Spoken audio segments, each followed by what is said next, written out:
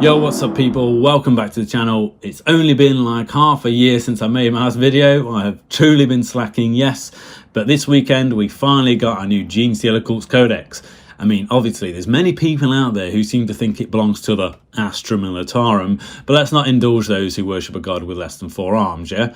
All nonsense aside, yes, the good old Imperial Guard finally got their big release, which has been a long time coming. I mean, I think I mentioned in a previous video that the 8th edition Codex came out in 2017. That's 5 long years of descent through power creep and meta hell, firmly holding the lowest ranking of all factions, even lower than the Genestealer cults, since most of us can ever remember. And I always felt it was kind of fitting. They felt like the underdogs, and that was exactly the reason why I love playing as them. Just like with GSC, I'd rather bring an army of hapless foot-slogging infantry to the table, the lowest of the low, because it feels so much sweeter when you see them kick the shit out of a Primarch, a galaxy-conquesting demigod, or a demon, or whatever other fancy shit other silly armies tout as their majestic hero figures. But anyway, I digress. The Cadia Stands box set started turning up on people's doorsteps this last weekend from the pre-orders, but to be honest, most of us already knew what to expect in the Codex, thanks to the extensive leaks over the last 2 months on Mordy and Glory's channel.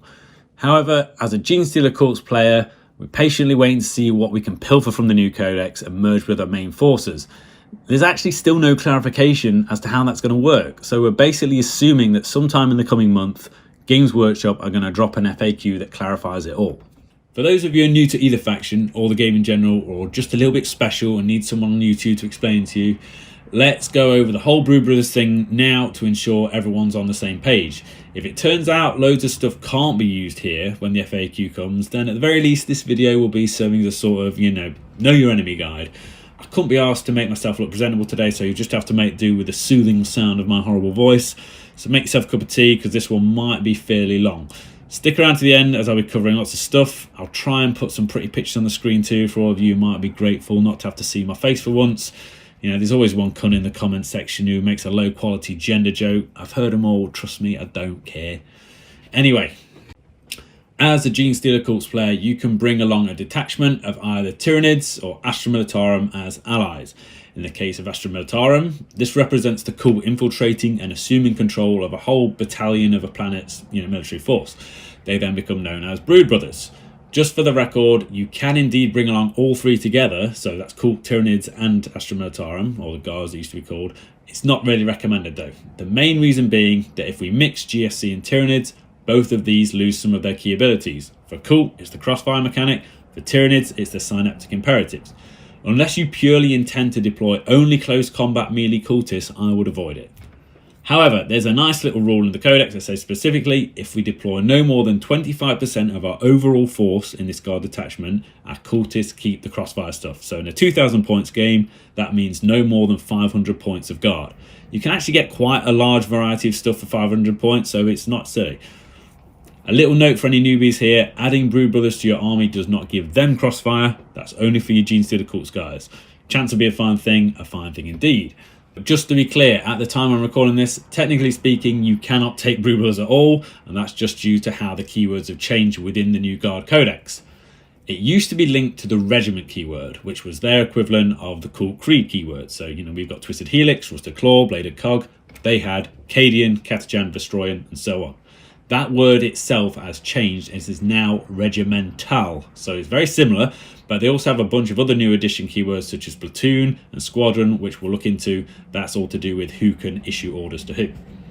It's important to understand that they now have no choices for regiments. It's really weird. Like almost every single faction in 40k has sub-factions, right? So Mechanicus have got the Forge Worlds, Tau have got their Seps, Orcs have got clans, Aldari have got Craft Worlds, Tyranids, Hive Fleets, Votan have got their leagues, Necron, Dynasties, Knights of Houses.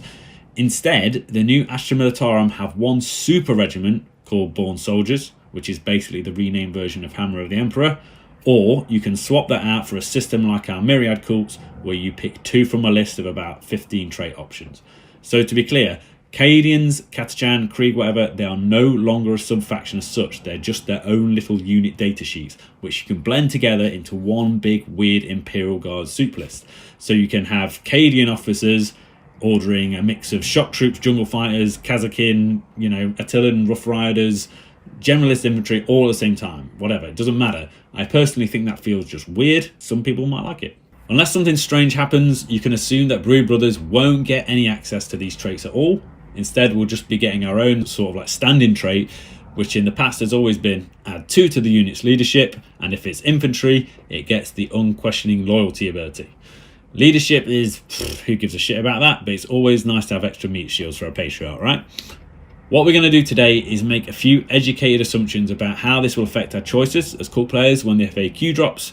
I'd say it's highly likely that we'll end up with the shittest outcome, because why the hell should anything nice ever happen to us, right? Expect the worst and you can only ever be pleasantly surprised. That's my new motto.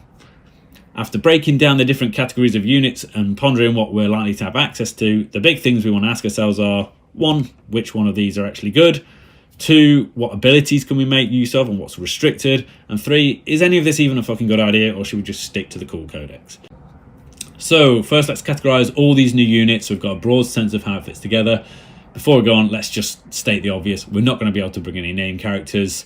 It will make zero sense to see a Genestealer cultified version of Slime Arbo running around. I mean, I'd love it. That's the sort of creative, funky business I'd find entertaining, but let's be realistic. So that includes him, the new Ursula Krieg and Lord Sula Leontis Commander, Sergeant Harker, all of Gaunt's Ghosts, Strachan, and of course Nork, D-Dog or Dead-Dog, however you say it. Forget about it. Instead, let's just start at the start with regimental keyword units. These are your bread and butter of the Codex, the absolute basic backbone of the army. If it's in this category, we're almost definitely going to be able to take it as Brood Brothers unless something weird happens. So consider these all safe picks. At the HQ level, there's the new Platoon Command Squad, which is like a 5-man team that incorporates an officer for an order, a medic for a feeling of pain, a standard bearer for wound rerolls, and a radio man for long-range dispatch of that order. Then there's the classic Leman Russ Tank Commander, which is now no different to a standard Leman Russ, apart from having the ability to issue a tank order. So both solid choices there, you can't go wrong with either. In the troops bracket, there's the classic Infantry Squad. Nothing has changed with them. All war gear is still free, apart from the Sergeant's Plasma Pistol and Power Sword, which kind of applies to almost every other similar squad in the book. Now, here's the interesting bit. There's no standard troops in the elite section. They're all either auxiliary support units, or they have keywords like Cadia, Catachan or Scions, which we'll cover next. So moving on, in fast attack we have Scout and Armoured Sentinels, which are much better now, alongside Flame Tanks, which are known as Hellhounds, and then returning from the depths of legends, Rough Riders Cavalry. So good news there, we're almost definitely going to get to convert these and use these horse-mounted bad boys, which every Genestealer Cults player probably recognises as an excellent excuse to buy more Jackal dirt bikes and convert. We'll touch on it later. For transport, you've got the Taurox, which is slightly faster, or the slightly tanky Chimera. Both solid, down from 90 to 7 points on the Taurox. That is a very interesting take in my eyes. In the heavy support category, you really are sport for choice, since the Astromed Army is known for its extensive tank and artillery options. There's Basilisks, Hydras, Manticores, Wyverns, the new Field Ordnance Batteries, the old heavy weapon teams. Even the Death Strike missile managed to keep its place in the Codex and is worryingly dangerous now. Then there's obviously the Leman Russ battle tanks. These can be taken in squadrons of 3 that split into individual units, so you can actually field 9 of them, plus your 3 tank commanders if you really want to. And lastly, the brand spanking new Rogal Dawn battle tank. Can't deny this thing looks like someone retrofitted a World War II Pershing for hunting Xenos 40,000 years later, but I think that's exactly why it's so endearing. Now, let's not forget the ever-present lure towards the danger zone, the Lords of War category, which is just ripe for the taking. Yes, the Baneblade and all of its variants are still here and undeniably threatening. Finally, competitive? Let's try and answer that later. That wraps up all the default stuff, so let's move on now to the maybe category. Cadian, Catachan and Krieg units. This is where it gets a bit messy and not entirely straightforward. As I said, for most Guard players, they will be able to blend these into their list at will without a care in the world. However, for us, wanting to use them as Brood Brothers, it's not so clear. Quite simply, these units just have a Cadian, Catachan or Krieg keyword additionally on top of the regimental keyword. So it could go either way. The Brood Brothers FAQ ruling might just state regimental only, no units with Cadian, for example. If we get lucky and they do let us use these, it opens up some really nice stuff. For a start, Cadians get their own version of the Platoon Command Squad, simply the Cadian Command Squad, which is almost identical apart from the keyword, so that's kind of neither or. However, they do get the Cadian Castellan, who is an individual officer character who gets to issue 2 orders a turn, basically the new version of a company commander. Note that these do have a special commandant keyword also, which defines you can only have one per detachment. So you can't just spam 2 or 3 of these cheap commanders to fill out a battalion or a brigade. The fact that they have 2 orders is very important, as you'll see later on. Brood Brothers will not get to capitalise on the splash effect when issuing orders. Then we've got the 4 specialised infantry types. Being honest, the 3 troops choices of these are all somewhat underwhelming and very similar. All they can do is basically take a few extra special weapon combos like Melter, Plasma or Flamers, but in different, combinations. It's just that the Cadians get exploding 6s with guns, the Catachan get exploding 6s to hit with melee, and Krieg cannot be wounded under 2, just like with Twisted Helix. The real beef and cheese of the Codex is the Cadian Karsarkin Stormtroopers though. In the elites category, they just got heavy armour, hotshot las guns, 5 special free weapons, 3 ballistic skill. If we get access to these, I'm going to be laughing because it'll be sick. Next up, Scions. It's highly unlikely we'll get to use these, even though it was possible back in the 8th edition Codex to have mutant paratroopers. They put a stop to that in January along with all the other funky stuff. So yeah, I doubt they'll do a U-turn on it.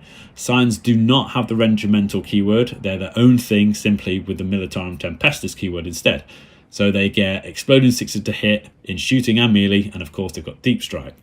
They're broken up into 3 unit types, so the HQ command squad, which functions just like the platoon command squad, but just for Scions, and then in the elites category, the standard 5 to 10 man combat squad. You can take multiple special weapons, but never more than 2 of the same type, which blows hard, so you can't pack out 4 Melter in a squad, but what are you going to do? Backing them up is the Taurox Prime. It's a nifty little fire support APC, which I cannot help but love. Auxiliary units. This is a wide-spreading keyword that you'll never see at the same time as regimental, so it's one or the other. It's regiment or it's auxiliary. This category is for any supporting characters like the Primaris Psyker, the Preachers, the Engineers, Servitors, Commissars, Ogryns and Bullgryns Rattlings, and also, interestingly, the Advisors who can be upgraded within your command squads like Astropaths, Officers of the Fleet, Ogryns Bodyguards, and the Master of Ordnance. Much like with Scions, I'd say there's a very good chance all of these will be off limits to us too, which sucks balls, because not only are many of them very fun and quirky, but also we lose access to important stuff like the Commissar's orders. Infantry orders are now separated into 2 types. You've got your standard officer ones and then the Prefectus orders, which only the Commissar can do. So for standard Astra Militarum players, there'd be ways around like this, like giving Scion officers a command rod, or using the Lord Solar, who can issue all of the types, or there's a Warlord trait, superior tactical training. We can't use any of that stuff, so just forget about it. The big ones, however, are Ogryns and Bullgryns. Ogryns especially have seen considerable improvement, and there's nothing more I'd love to do than pick up my old Genestealer Ogryns project.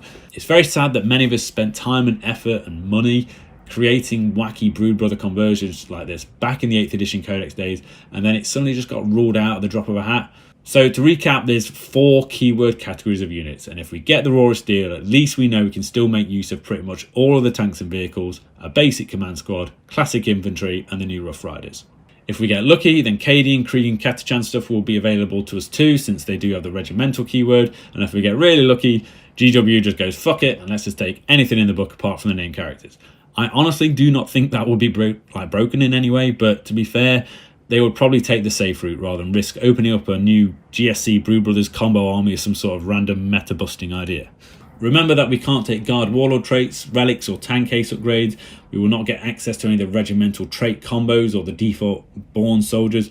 And also remember, we do not get access to the regimental tactics ability. That's the splash effect that lets an officer order 1 unit and have it spread out automatically to all surrounding units within 6 inches for free.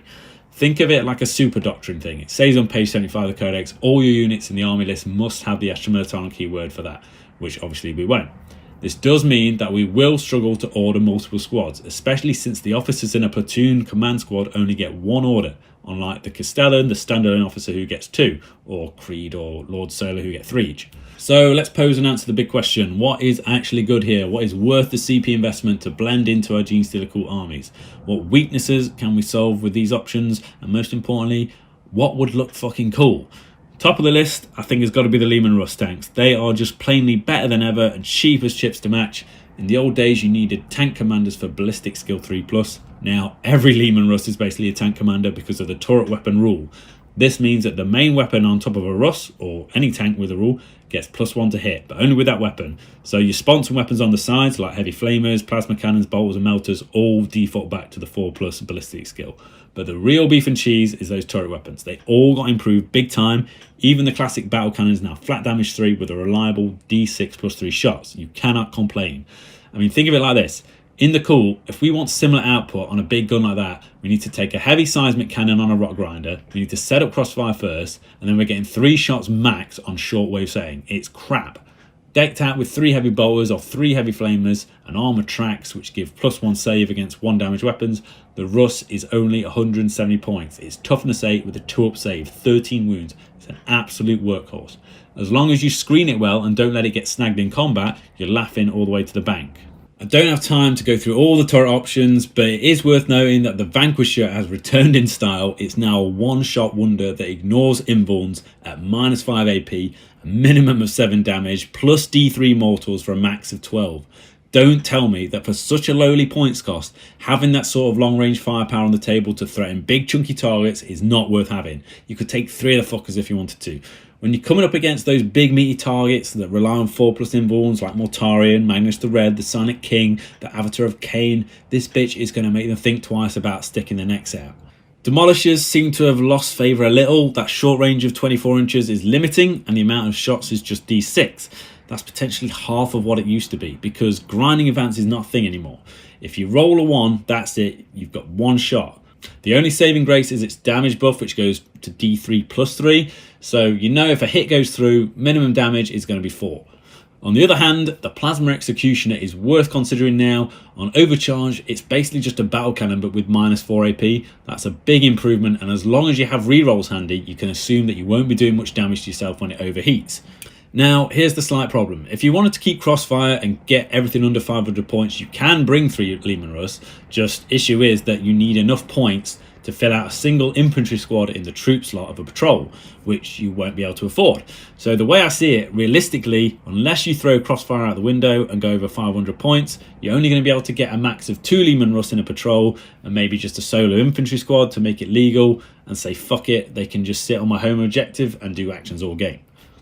However, I wouldn't blame you if you want to take the Rogue or Dawn. It's new, it's flashy, it's not actually out yet, but it will be soon. And everyone loves shiny new toys, right? You can stick a cool icon on the top and it will look boss with a BOSS. I'd say the main draw is the big Oppressor Cannon. It's basically a flat damage 4 battle cannon. I've always had issues in game dealing with enemies who have 4 wounds. It's an awkward number. I hate them. It's such an awkward value when almost all of our best weapons are flat 3 damage. Having flat 4 at your disposal to hit back is just so good. Not just for dealing with, Tau Crisis suits or Custodian Terminators. Think in terms of anything that also reduces damage by 1 but has 3 wounds. At 250 points, it's a big bitch, but you do get toughness 9, and that is a very weird tipping point for so many enemy anti-tank weapons. I can't say for sure yet if this thing is going to be actually worthwhile, but like the Russ, it's got the 90-inch range, so you just sit back and pummel people constantly throughout the game. If you've got the firing lanes open, just go for it. Artillery, honestly, I am not a fan of spamming this stuff. Artillery is a pussy game if you ask me. Nice to have a little to deal with those pesky enemies sitting on a backfield objective, but don't go overboard. Right now, it's not 100% clear how the Guard Codex is going to even out in the next balanced data slate, but let's be realistic. Currently, Guard are exempt from the data slate artillery restrictions. I think it's called barrage or something. So they don't get hit with a ballistics penalty like every other faction. But if this was going to stay, surely they would have cemented it as a proper rule in the new Codex. I would therefore assume that they'll be in the same boat as everyone else, which is hitting on 5s without line of sight. There are some regiment traits and of course orders available to bring them back to hitting on 4s, but we can't use the traits and our orders can't splash, so it really restricts us again. For example, we don't want to be using a command squad only to issue, a single order to a 3 mortar team. That's a massive waste. For proper Guard players, they could be splashing that order between 3 full teams of 9 mortars in a tight formation, which is actually worthwhile. We'd have to do a separate order for each team, which is difficult since the same officer can't use the same order more than once anymore. That has changed. Check the wording of the voice of command rule. It's stupid, I know. On the topic of the data slate, it's safe to assume Guard will be losing armoured contempt on the vehicles. Remember that most of them can take armoured tracks to increase their save against small arms, and also one of the regiment traits originating from the Armageddon Steel Legion is industrial efficiency, which works just like our Rusted Claw trait. If you get hit by anything that's -1 AP, it becomes 0 AP. It's highly unlikely they'll include that in top, on top of armoured contempt. This basically makes spamming mid and low tier vehicles like Sentinels, Chimeras or Hellhounds purely for a durability roadblock kind of less viable. Sentinels, for example, much better than they used to be. Armoured ones have got a 3-up save, toughness 6, 7 wounds, free armoured cockpit against small arms. For 405 points you could bring 9 of these and just string them along a massive roadblock formation to soak up enemy fire and sweep up with heavy flamers or plasma, whatever you want. Their bases are huge now, so they take up a lot of room on the board. Likewise, you could do the same with Scout Sentinels, who can deploy anywhere in 9 inches away from the enemy deployment zone, and they're fast as fuck. So it could be nice to start off on objectives, but I find doing this often just provides the enemy with a springboard target to jump their assault troops forward in turn 1, clear you off some objectives, and then they've got the midboard, and then they're ready to just move forward again. So sure, if you go first, that's 9 Scout Sentinels. You could rush through the front lines and tie up, well, almost anything almost, but you'll struggle to fit through terrain and chaff units with the new base size. Weigh up your options here. Maybe just one squad to do it is a nice idea to keep assault squads busy, whilst your acolytes and Goliath trucks get in position for turn 2. Moving on, let's consider those new Rough Riders. These bad boys are clearly very good if you look at the data sheets. They're core, they've got the platoon keyword, which means that command squads can issue them orders. The main one here is fixed bayonets, which gives you +1 to hit in melee and an extra -1 AP. So they basically hit as hard as a rock cutter with the melter tip lancers. So it's 2 attacks per horse, up to strength 8 on the charge, -4 AP, flat 3 damage. That's fucking brutal considering you can have all 10 horses in the unit having the lance, not just 4 of them. At 20 points a model, that basically makes them cheaper than an acolyte with a rock cutter. Faster, hitting on 2+ with a bayonets order. That's going to put the AP to -5 as well. It's just mental. Even without access to regiment trait combos that could make them even better than that, like recon operators or brutal strength or swift as the wind, they're just a fucking good unit. But aside from all that, let's discuss the real reason you want to bring them into a Genestealer Cult's army. They are absolutely primed for an Attilan Jackal's dirt bike conversion project. I'm expecting to see this a lot, and if you hadn't clocked it already, you're a plonker. The bases and model sizes are perfectly suited. In GSC we already run like a max of 30 bikes, now imagine them alongside 30 proxy Rough Riders as well. Fuck me, that would be insane. What a theme to run on the tabletop. 60 dirt bikes, half of them with demo charges and crossfire and whatever buffs we choose from the Cult Codex, half of them with converted hunting lancers that we could make as mounted acolytes with rock cutters or God knows what. Sure, you'd go over your points limit and lose crossfire. 30 Rough Riders is 600 points. So okay, so realistically you could take maybe 20 of them and then spend the last few points on infantry or command squads or whatever. Our Jackals really do benefit from crossfire and exposed, so I'd recommend keeping that. I mean, some people might just like the idea of actually converting the horseback riders and keeping them as cavalry. That would be different. Hell, here's an idea. Go buy yourself some of the Necromunda Ash Waste Bug Riders, what are they called? Dustback Helamites. That'll be so cool. Then the Orlocks have got those quad bike riders. Even the Goliaths have got those huge muscle bikes with the grinders on the front. Corda on Escher, I've got upcoming releases similarly with robo walkers and jet bikes. Fuck's sake, why am I sharing all my awesome ideas here? I guess I can't do them all. Go crazy, guys. If you have the bank for it anyway, this shit wouldn't be cheap, but you can bet your balls you'll be the flashiest git turn up to any game or tournament, and that's more important than winning, right? Don't forget that they also can get a horde clearing frag lance, which simply gets 2 additional hits per successful hit. So if you hit twice with the 2 attacks, that's going to get you another 4 at -1 AP, going up to -2 with a bayonet order at strength 6 on the charge. That's pretty fucking mental. You can also issue them move to get them trotting at 14 inches and auto advancing 6. So that's 20 inches of high speed horse action there. If we do get to use commissars, whilst it's unlikely, we could also be issuing them at all costs to grant them obsec. That's dangerous for a squad that moves so fast. I wish we could get obsec on our Jackals. Normally I'd complain and say this shit is too good, but fuck it, for once it's in an army that I like and collect, so I'm not bothered. Ho ho ho. I almost feel like it's pointless to think about stuff like the Commissar and the other auxiliary units like the Ogre and Bullgryn, but if the 4-armed Emperor is indeed smiling on us when the FAQ drops, let's just ponder the fact that they are an absolute beast of a unit and open up loads of options for us. With Commissar orders in mind, the offset granting one, you can issue his orders to add humans, which is the Ogryns and the Bullgryns and Rattlings, which normal officers can't do. So you can basically make those Bullgryn perfect for holding or taking objectives and keeping them. The order also makes them count as an extra model each. Amazing. Think of these brutes as aberrants, because now they reduce damage in exactly the same way. The Commissar can also issue a 5+ feel no pain order, making them basically identical, but with invuln shields and slab shields to give them a 2+ save. They are going to be tougher than an old boot. I did a video on these in the old Codex last year, and the same thing would apply here. Bringing these bad boys fills a gaping hole in the GSC army. Durability, taking and holding objectives, and being stubborn as hell. We talked conversion ideas. Think of this, an all aberrant and abominant mutant brute themed army, 30 of the fuckers supplemented by 30 Ogryn and 30 Bullgryn. It would be hilarious and probably way over the 2,000 points mark, but you know, cut it down a bit, make it work. You wouldn't need crossfire in that situation. I mean, you probably wouldn't even be allowed to do this given the FAQ, and this whole video is going to age worse than a Lost Prophets album. Other ideas. Well, the Catachan we spoke about briefly. Clearly, they seem to be the hot topic online right now. 100 points for a unit of 10 and absolutely obscene damage output. They're basically foot-slogging scions, but with a brand new kit you currently can only get as part of the Kill Team box. But they look so good. I can't wait to stick some cultist heads on these when they release standalone. They're core, they can take orders, and here's the interesting bit. They get to choose an additional regimental trait from the list. So in a normal guard army, each Karsarkin squad would have a combo of 3 traits rather than 2. This poses the question, would we, using them as Brood Brothers, then get to add that on top of our Brood Brothers regimental standing trait? It could be a very interesting way to access some stuff that is otherwise out of our grasp. I have no idea if the answer is yes, we can or couldn't.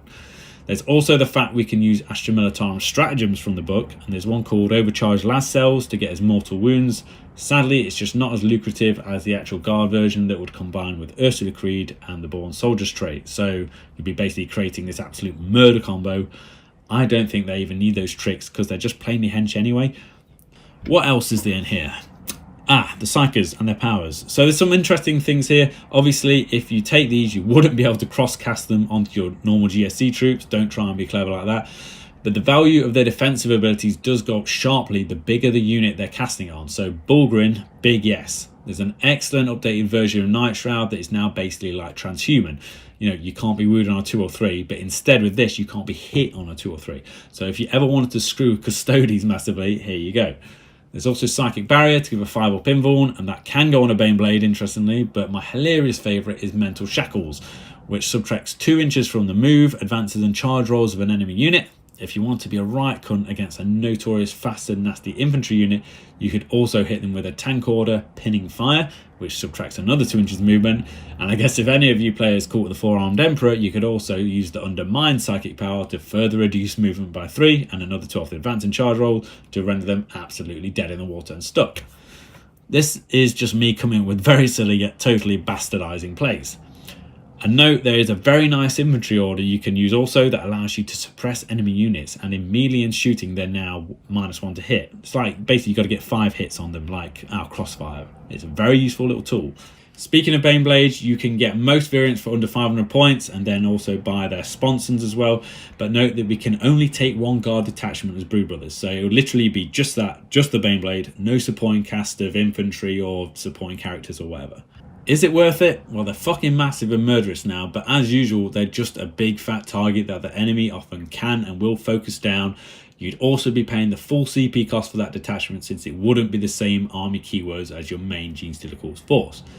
I know there's loads of people out there, myself included, who love the fact we can convert and make cool Baneblades and have done in the past, so just know it's not actually that bad an idea anymore. The Shadow Sword with its Volcano Cannon is just ridiculous. D3 plus 3 shots and fucking flat damage 14. It does not ignore invulns, but holy shit, that's pure firepower right there. We're talking about a maximum of 84 wounds. I mean, wow, your opponent better feel lucky on the dice if they're bringing some kind of Lord of War, because that will straight cut them in half. Sadly, the Stormlord got the absolute worst stat line out of all of them. Just my luck, because I've got a cool Stormlord. Its firing deck got worse, its Mega Bolter stayed shit, it's just a raw deal all over. I also want to say there's, of course, all of the Forge World stuff, which God knows what's going to happen here. I mean, they'll obviously update it all, they'll give it all the right keywords and stuff. There's loads of cool stuff like the Macarius tanks, the Valdor Tank Hunter, all the planes and stuff. There's so many options here that could randomly get good. But if you remember what happened when the last Imperial Armor Compendium book came out, that's the Forge World Codex basically, they just were shit. So don't bet on it. I think that pretty much covers all of them. I mean, there's the Death Strike meme missile launcher, which I honestly don't know how to rate yet until I've tried it. I'll admit it has the potential to be very obnoxious against some armies. Go read the rules yourself, as I'm sure they'll be up on Warpedia or Battlescribe soon.